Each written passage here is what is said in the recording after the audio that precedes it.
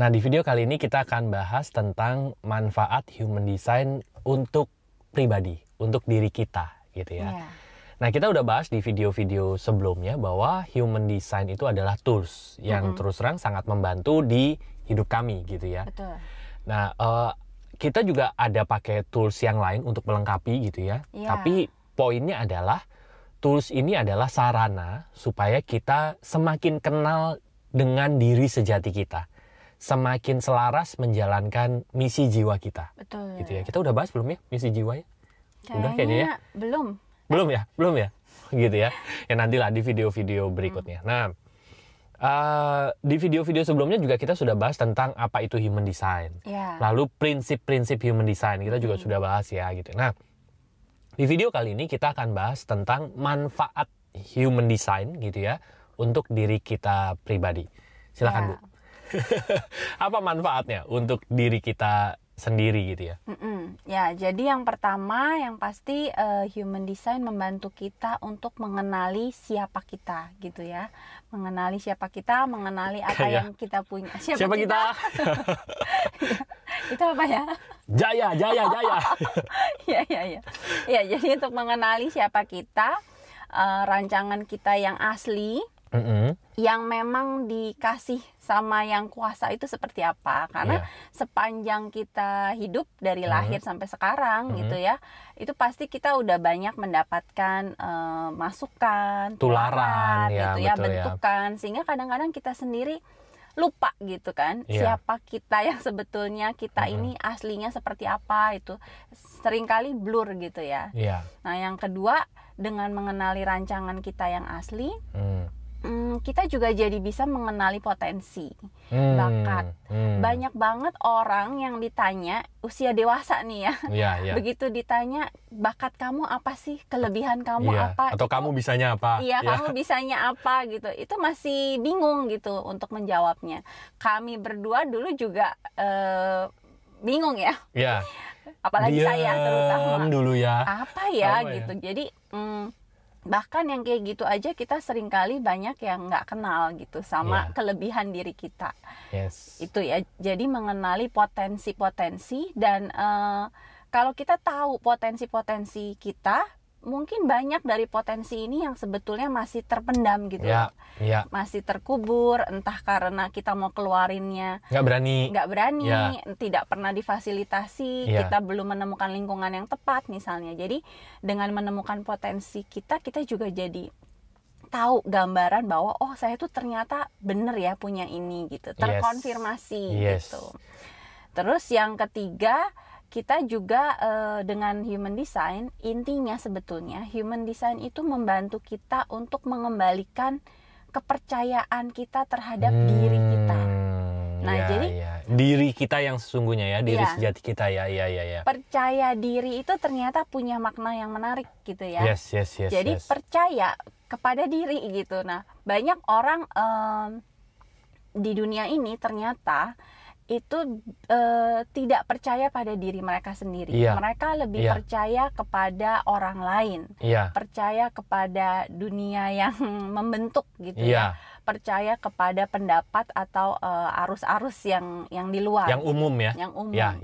Betul. Hanya sedikit orang yang betul-betul percaya sama dirinya dan yakin begitu sama apa yang ada dalam dirinya. Nah, human design pada dasarnya mengembalikan bahwa kita sebetulnya yang paling bisa kita percaya itu adalah diri kita sendiri.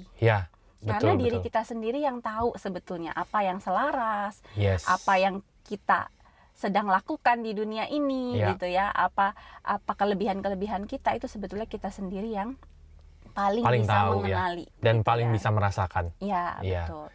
Nah, yang keempat, setelah kita bisa percaya diri, maka itu akan terwujud dalam kehidupan kita sehari-hari. Kehidupan kita sehari-hari akan jadi lebih flowing gitu lebih flowing, lebih mengalir, karena kita tahu bagaimana membuat keputusan yang selaras dengan diri kita. Karena banyak sekali kejadian ya, sehari-hari lah ya ini ya. Kita seringkali dihadapkan sama satu pilihan atau keputusan gitu ya, dari yang sepele sampai yang keputusan penting gitu ya. Dan dalam mengambil keputusan itu kita seringkali kayak galau gitu kan.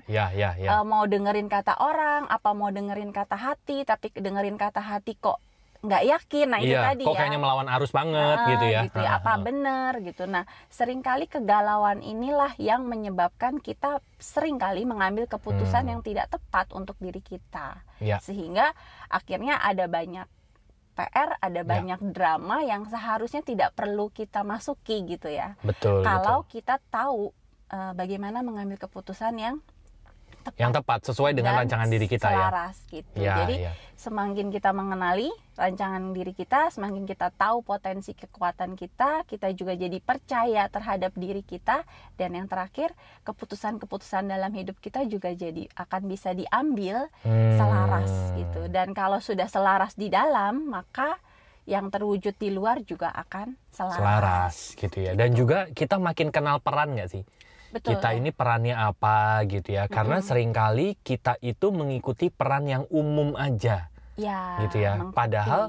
Padahal dalam kita berkeluarga misalnya gitu ya. Terus dalam kita berbisnis, bekerja, berkomunitas itu kita punya peran-peran yang berbeda.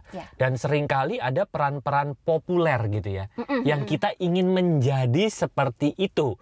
Padahal mungkin peran kita di aspek tersebut gitu ya, misalnya di aspek komunitas, bukan peran-peran populer misalnya.